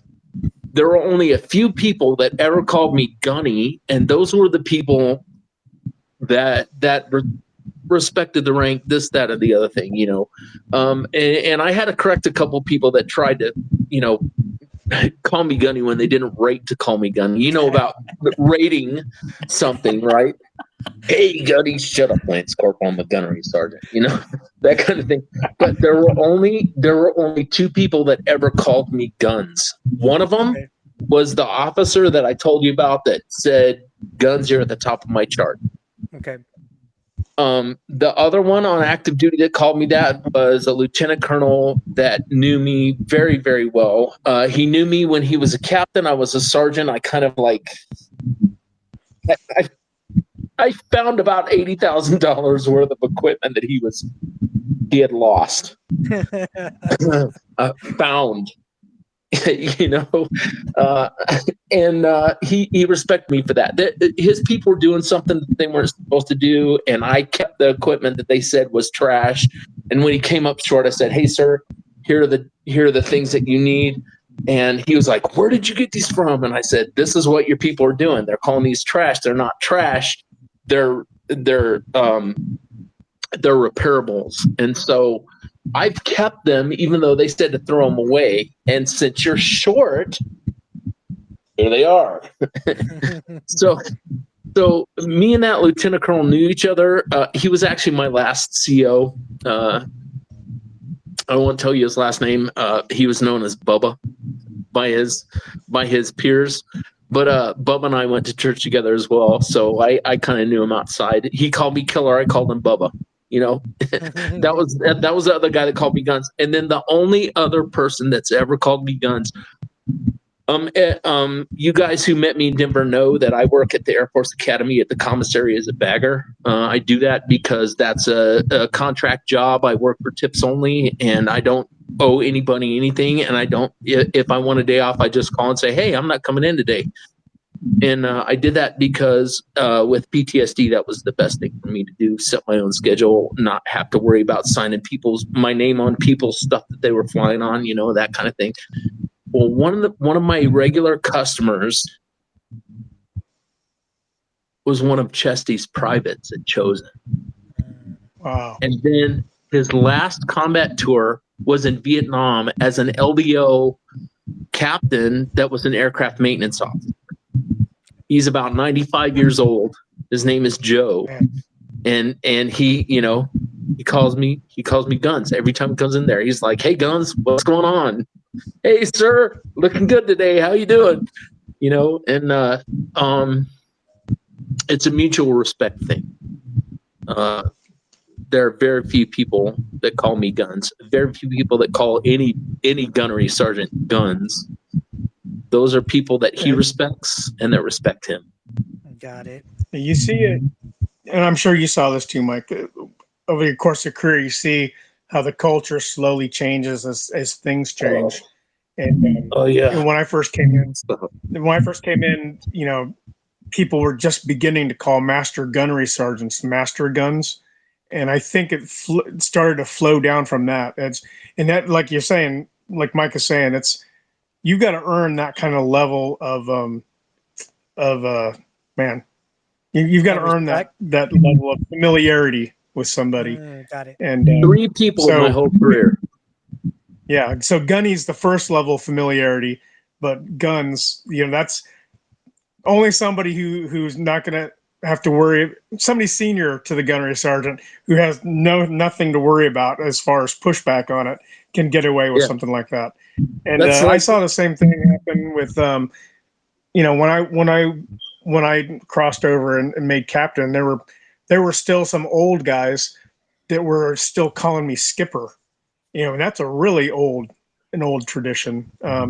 And in the actually in the early 90s too, like the correspondence manual still said that it was appropriate to refer to lance corporals as corporal. Well, that's because there was a time when Marine Corps didn't have lance corporals. But anybody try to do that now, they'd look at you like you're crazy. And we used to have technical sergeants in the Marine Corps too for a while, but that was way before my time. Yep. Yeah, that was back in World War I, I believe we had the technical sergeant. Between World War II and Korea, there were a lot of That's what it was. rank changes. That's when they switched over, I think, too, to having, you know, the curved rocker on the bottom instead of a straight line. A straight line, yeah. Guns. Yeah. Guns is for the guy who outranks you, that walks up to you in the parking lot outside the Marine Corps Ball when you're smoking a cigarette or whatever, cigar, since you can't smoke cigars inside.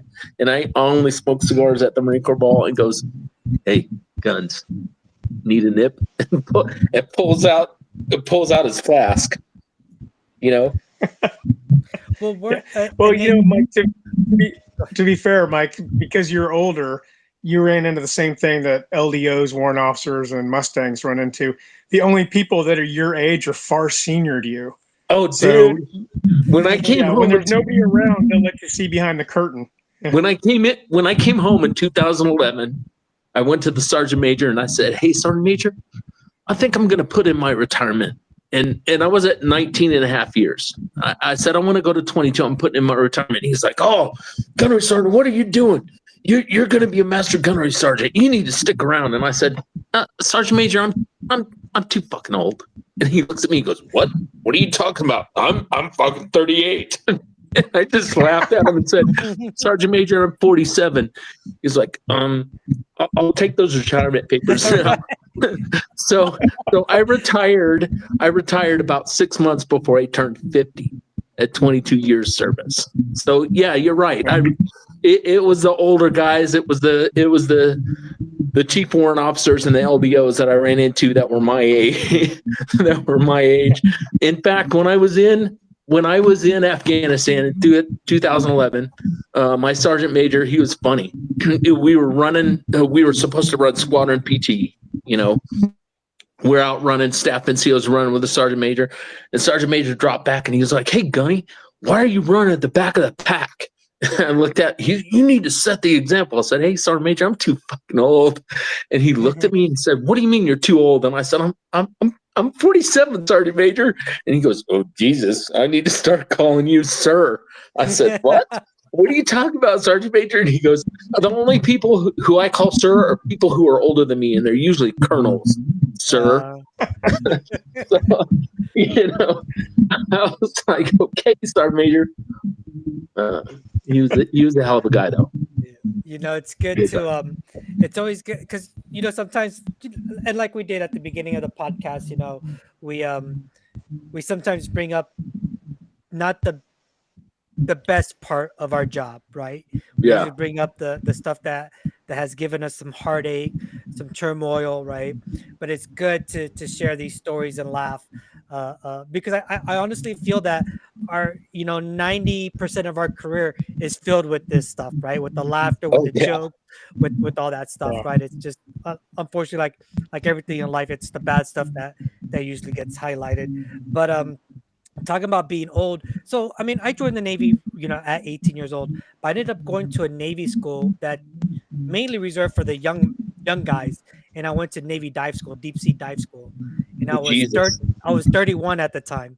I was, everyone else in school was 18, 17, 18, 19-year-old young kids, that just coming from high school or college, right? And Guys, I'll be right back. I'm 60. I need to make another no, call. you're good. But what I was gonna say is I got the nickname of being called Papa Smurf during dive school because I was old as shit and I was short as shit. Oh man. Something Mike said to me, I can't stop thinking about it. It's like, and you were saying this too, Luis, but to paraphrase Mike, yeah, we do like talking about the circus here, but the best part is when we start talking about the carnies. Yes, yeah. I miss the carnies. Yep. So Man. talking about nicknames for ranks, do you know by any chance, Nate, where we got the nickname of calling master sergeants as top? No, actually, you know what? That's funny. How come I never thought about that one? I have no idea where that came from. Mike, I was just asking Nate if he by any chance knew, because we were talking about nicknames, right, for different rank structures in the Marine Corps. If he knew, and if you know where we got the nickname top for master sergeants. I don't know where it came into use, but I'll tell you, normally, well, at least on the aviation side, right? The master sergeants and the master gunnery sergeants were few and far between, and they were usually the highest ranking guy that you ever dealt with, unless you went to see the sergeant majors. So they were the top of the food chain, the top sergeant that you dealt with, and that's where top came from. Oh. I heard you guys talking while I was in the head about Papa Smurf. Yeah. When I was in boot camp, my senior drill instructor, Staff Sergeant Okonski, who made Gunny by the time I got out of there, but his nickname for me was Archibald Anderson. Tell people the significance behind that. Oh, okay. Well, Archibald Henderson was the grand old man of the Marine Corps. He was commandant for over 30 years. He was commandant so long he stayed in the commandant's house for so long at headquarters Marine Corps that he tried to leave the commandant's house to his son in his will. Oh, no way! I didn't know that part. Oh yeah. So he's the grand old man of the Marine Corps, and that was Archibald Henderson. He's the guy that wrote on a piece of paper, "Gone to fight the Indians," when he went to the Seminole War down in Florida.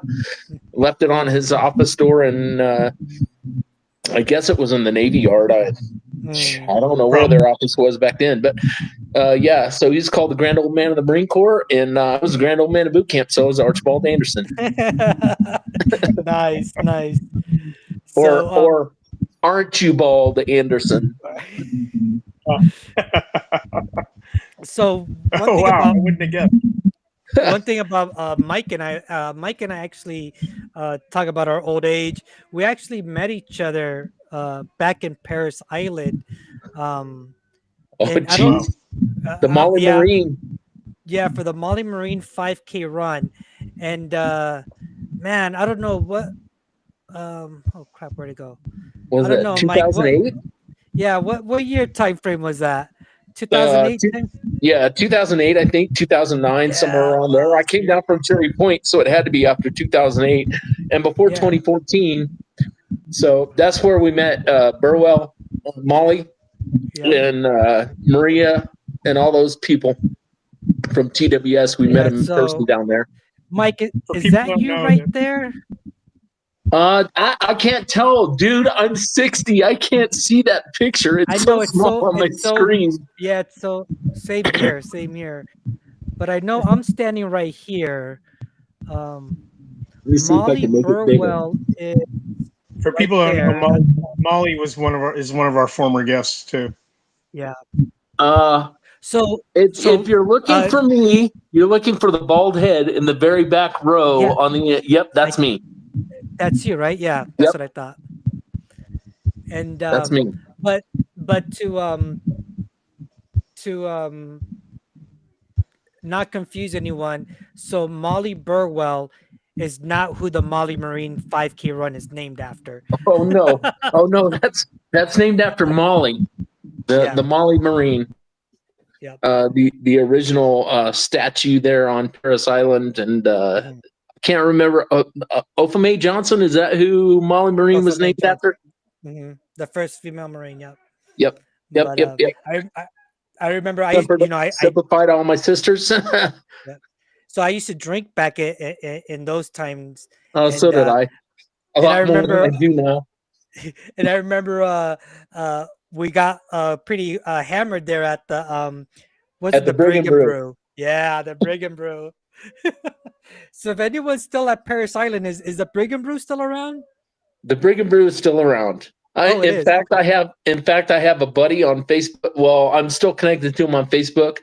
Top Colin Tony, Master Sergeant Colin Tony. He works at FRC East now, the depot level repair facility at Cherry Point. But we were stationed together in Mouse 14 there at Cherry Point, and he went down to Paris Island for a graduation this week, and he actually posted pictures from the Brig and Brew. So yeah, it's still there. Nice.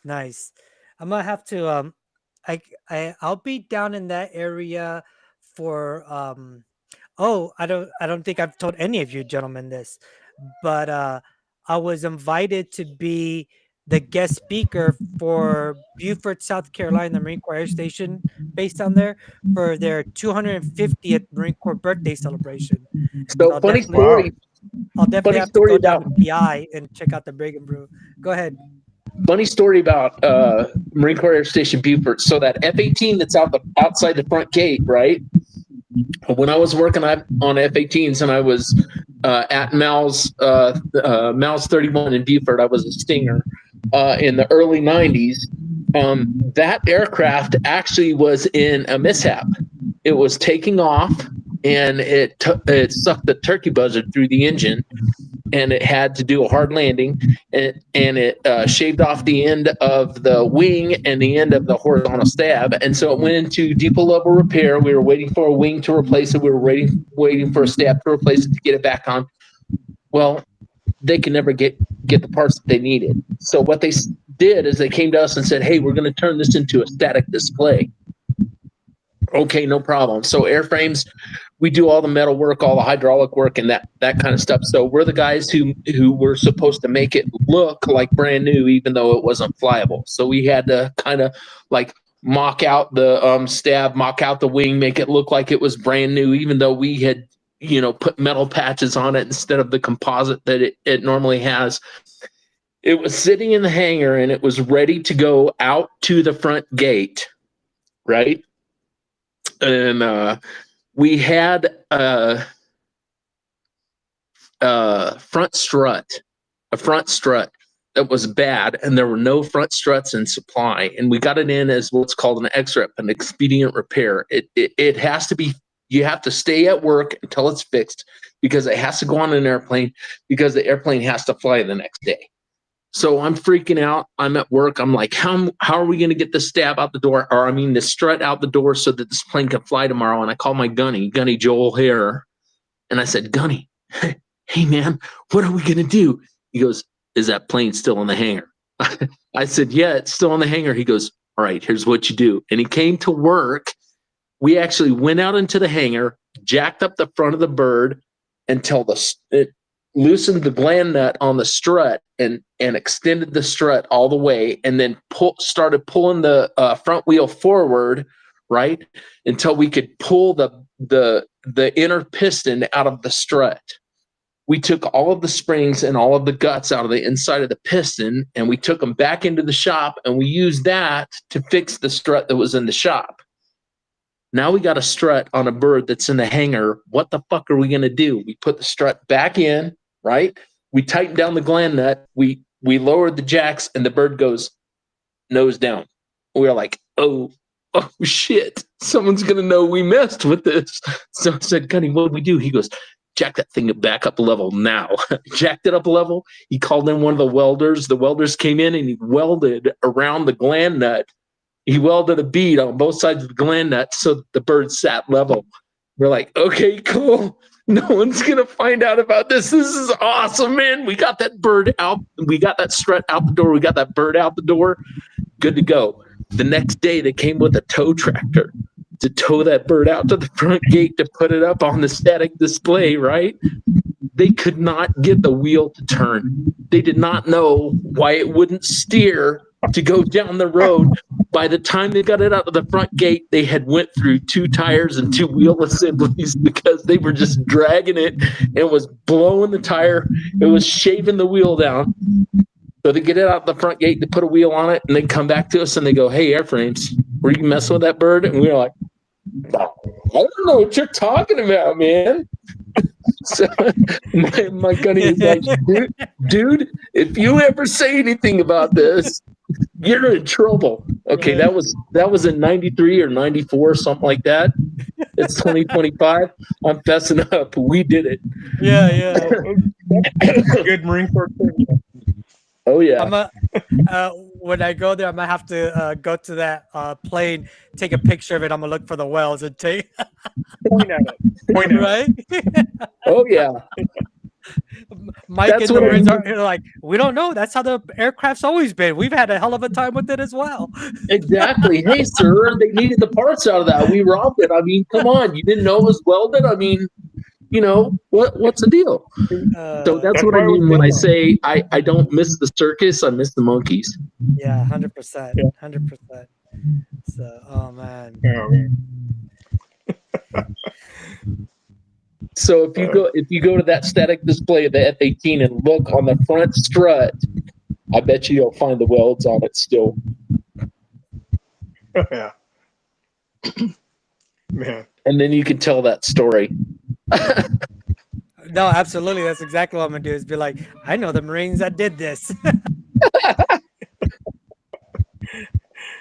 Someday, whoever was on that crew that had to pull that thing, hopefully they hear this one day, and they're gonna come back with all their frustration. Right? Son of a bitch! I knew someone messed with that thing. Hey, we got the strut up. We got the strut out, ready for issue RFI, and that bird flew the next day. So there wasn't nothing wrong with that. Get it done. Get it done. That's all it needs. Get her done. Get her You done. would not believe how many parts were robbed off of that thing. It's That's like what I mean. Cannibalizing. no, that's Yep, what I was gonna that's- say. In AAVs, we usually had like 1 or 2 tracks that were all cannibalized. They should have gone to like I think it's called the depot, right? Like when they DRMO it or Yeah, whatever depot it is, level. depot level. But they just leave. Mark down every nut and bolt. Yeah, but they just leave them there on the ramp. We call it the ramp, because We you just can't call get. them hangar queens. Yeah, you just can't get the parts in a timely manner. So you just go Dude, rip it off that old AAV, put it on the one that you need, and take off. in 2003, when MAG 13 went to Iraq, right? When we did the initial entry into Iraq, of course, I'm the new guy. I got there in 2002. They're like, "Hey, new guy, you're staying back with all the broke, lame, and lazies." So I didn't get to go, but everybody on Yuma went. All the Harriers went, and the only thing that was left was one Harrier that they had robbed blind, that didn't have anything left on it except the outer skin, and it got transferred to the Marine Aviation Logistics Squadron. That's what MAL stands for. It got transferred to MALS 13, and we actually were the custodians of that aircraft, and that's the only time that that organizational level has sent an aircraft to Mel's as a a transfer, and we were in charge of keeping track of all the parts that were ordered on that thing and making sure they got on it when it came in. So it was the only bird that was left behind at Yuma when all the Harriers deployed in 2003 to Iraq. Man, I wouldn't have wanted to been the first pilot to fly that thing after all the repairs. I don't know if it wasn't made into a doggone static display or not. I mean, who knows? When they came back, we busted our asses for about 12 hours a day, probably 3 or 4 months, cleared off our maintenance action forms and our action board. And I was getting yelled at, "Hey, Gunny, why are you sending your guys home every day at 8 o'clock in the morning?" Because when everybody comes back from Iraq, they're going to dump all their broken shit on us, and we're going to have to work 24 hours a day to get it out of the shop. And everybody who was in Iraq is going to be on block leave, and these guys that are here right now with me are going to be the ones that I'm telling to work 24 hours a day, 7 days a week. So they're getting their time off now. Yeah, that's how you do leadership. And Mike, you said something very profound, man. I never really understood it until I got stationed at Miramar, Marine Corps Air Station Miramar. And even then, I wasn't stationed at a squadron. I was stationed at the dental clinic. I was running the dental clinic. But when people make fun of the air wing side of the house, talking about, they're just chilling back, drinking beers on the flight line. No, I saw firsthand how much they actually fucking work the air side, the air wing. You would not believe how many sergeants major come over into, and that's a proper way to say it, sergeants major, not sergeant majors. You would not believe how many sergeants major come over into the air wing after spending their whole career in the grunts and go, "Jesus Christ, I didn't know you guys worked so hard." Yeah. We do. Yeah. Why? Because we're in charge of keeping your CAS and your CASEVAC flying. Yeah. And Air Wing also has some stuff that's considered a theater national asset, things that the president gets briefed on every morning. How many of them are up and how many of them are down. Yeah, Doc. I've been working for a number of years with an Air Force guy who did avionics. And he said the physical, and he's tall like I am, and he says guys like our size, we're not meant to fit in those tight constricted components of the aircraft. He said my shoulders and my back got so fucked up from working in those things in those weird positions for so many hours, in the extreme heat, in the extreme cold, all hours of the night and day. And he said, people don't realize the amount of scrutiny that you're under because all your tools are labeled. They have to be put back in a certain order. All your parts are inventoried. One thing gets missing, everything gets shut down, and it's on your ass. Yep. That's exactly what happens. Yep. I can't tell you how many hours I spent sitting under the stub wings of AH-1s when I was at Futima in Okinawa, trying to manufacture a hydraulic line from scratch, because they would send it to us and say manufacture as per sample, and we'd manufacture it exactly like the sample was, with every bend and every angle correct, and they couldn't get it in the bird. So you would go back to the technical manuals and you would pull up the diagram and you would manufacture it exactly like the diagram, and it wouldn't fit in the bird. What happens with AH-1s is the airframes torque. With the main rotor and the tail rotor, they torque, and so they're twisted, and so you would have to sit there with a 1/4-inch aluminum line and kind of hand bend to make sure everything fit correctly. I'm sitting on my ass. I'm jammed down in a cramped position. I got 2 arms up inside this bird, and I'm trying to, manipulate this line into place. And then when you get it in place, you take it back to the shop and manufacture it in the correct manner that it's supposed to be manufactured and send it back, and the guys are like, "Thanks, man, appreciate it, gotta fly today, what took you guys so long?" And you're like, really? It's just the way it works in the air wing. You spend a lot of time, especially the intermediate level guys.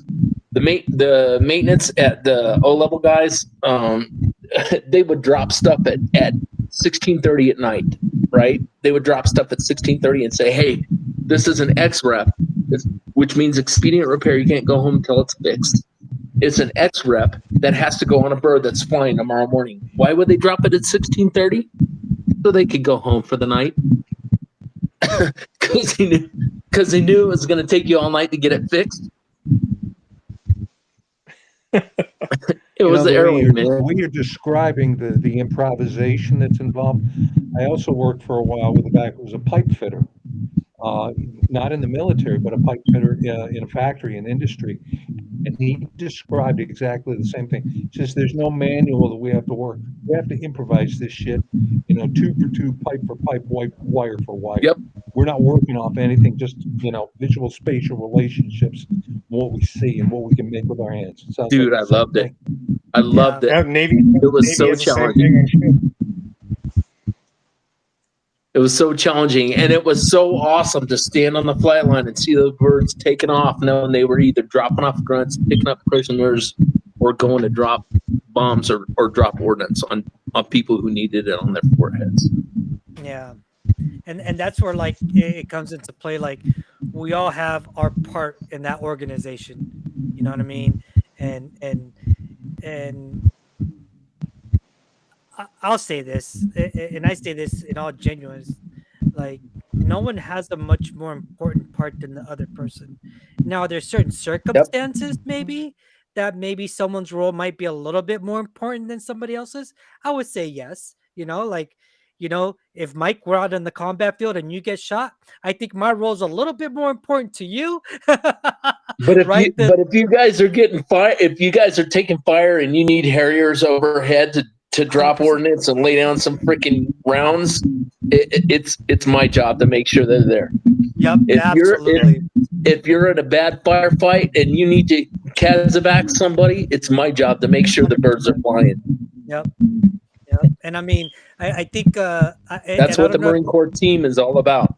Yeah, and I don't know if you guys have seen the movie yet, but the movie about the 6888 unit, oh yeah, I've seen it. Yeah, the postal workers.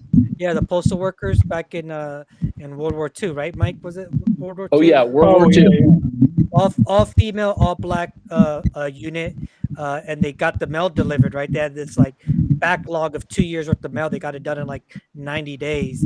I mean, that shows you right there, like, we can make fun of those that aren't technically on the front line, but we all play such a crucial role in ensuring that everyone's morale, everyone's ready for the fight that's up ahead, man. So that's what caused that's what caused the biggest problem when I was in Iraq the second time.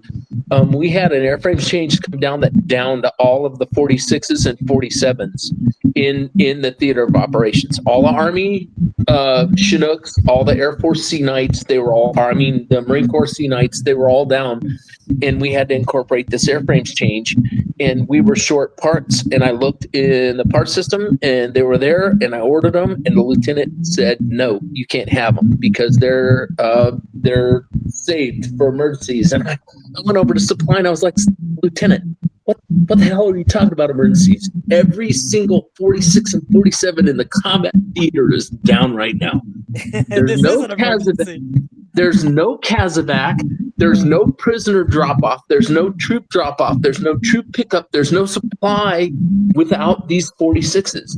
Sorry, that's an emergency. I can't give those to you." And I threatened to kick his ass. And I had to go talk to the maintenance officer about that because obviously the lieutenant went running to the major and said, "Hey, the gunny's picking on me. The gunny's picking on me." And I was like, "You're right, sir. I said I was going to kick his ass. Here's the deal." And the major was like, "Hey, Lieutenant, listen to your gunnies. Give him his parts. He's right." And then he told me, "Gunny, if you ever say anything like that again, I'll kick your ass myself." And I was like, "Aye, sir." I was dealing with an LDO. And the only problem honestly, that generated is my son became a Marine and he chose not to take the shot. He was at his 9-year mark and his CO found out he was my son, and his CO was that lieutenant. Wow. So he did not have a very nice exit from the Marine Corps, and he has a bad attitude about the Marine Corps because of that. But he was vindicated in the end. It was an unlawful order, and he was called and asked multiple times, "Will you come back?" And he's in a place now where he can tell him, "No, I don't need to come back. I've done my duty. Thank you very much. Have a nice day." Yeah. So, Yeah, it's just such a shame that policymakers, we'll just call them that, right? Policymakers can ruin the experience of some of these men and women during their time in service, right? Because like we said time and time again, when you talk about the memories that you have with those immediate people that were to your left and right of you, whether it was combat or not, doesn't matter, right? But you're going into the shop every day, man, you have some of the most fondest memories that you're ever going to have in your life, right? You build a camaraderie, you get to know each other's families. For those that have families, you're hanging out with each other in the barracks or at somebody's house for cookouts or whatever it is, right? And it's just unfortunate that your son had to experience a part of our military history that wasn't the best, and policymakers made well, so, go ahead. I might be biased because I'm dad. I think the Marine Corps lost a really good Marine, but I'm not just dad. I'm also that gunny. Yeah. So. What irritates me as a Desert Storm veteran is that about 95, 96, the country came out and said, never again are we going to force people to take anything experimental, because they did it in Desert Storm a whole bunch of times. And the country promised they'd never do it again. And then what do? Something happened and they just threw it out the window and did it again. Yeah.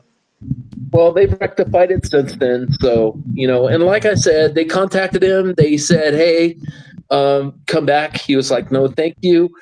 He went to the Naval Board of Corrections. He got his Article 92 changed to an honorable discharge. So, which gives him more VA benefits. Yep. He's on VA benefits right now, 100% disabled. So I told him, I said, "Good for you, son. You're 27. Collect that shit as long as you can, because they owe you." 100%. Quick question for you. Yes, sir. Was any of your son's time combat time? It was considered combat time because he was a black belt instructor. Okay, he was a math black belt instructor, and he was also on the MEU when they did the Syria shit. Okay, so something for him to consider. If he gets his disability as combat related special compensation, then if he ever gets a civilian job, he doesn't have to buy back that 9 years. Yes. That 9 years he can tack on to his government time and use it towards retirement. Just something to be aware of. He's doing well right now. He's doing well right now. He's collecting 100%. His wife is 100%. He's working as a contractor at Malmstrom Air Force Base on the new helo that they got going on for the search and rescue guys. And from what I understand from talking to him, that helo is probably going to end up in the inventory, and they might even replace Marine One with it. So, wow. And he's in on the ground floor. So he's an avionics guy. So he's making good money right now. He's not hurting whatsoever. Good deal. Glad to hear that. Yep. Well, gentlemen, I hate to be that guy, but we are at our time. So, Mike, we like to just leave the last couple of minutes before we finally wrap up, just in case there's anything that maybe we didn't go over that you wanted to mention, anything you want to talk about, any last maybe pieces of advice from an old crusty gunny. Hey, here's the deal. I enjoyed every single minute that I served my country. I believe that serving in the military, whether you're active duty, guard, reserve, whatever, is a good thing. I thank you for what you're doing. If you are serving, just remember to Okay, the best bit of advice that I can give from an old gunny to a new military member is you can learn something from everybody. Sometimes you learn how to do it, and sometimes you learn how not to do it. Take the Amen. good, leave the bad, lead your men like they're your sons, and you'll be all right. Good to go. Awesome. Love it. Love it. Well, gentlemen, with that being said, I don't think we can wrap it up any better. The last little piece that we have on Two Docs and a Grunt side is, hey, if you made it this far, please, please, please consider liking, subscribing, and following us in order so we can get more stories out, like Mike Anderson's story here. We have so many great men and women that have served this nation, and they all deserve a platform to share their story. Because each story is unique, each story is important, each story can serve us to learn something from, to carry us throughout our life as well. So with that, gentlemen, thank you all so much for this evening. Definitely had a lot of great laughs. Mike, thank you.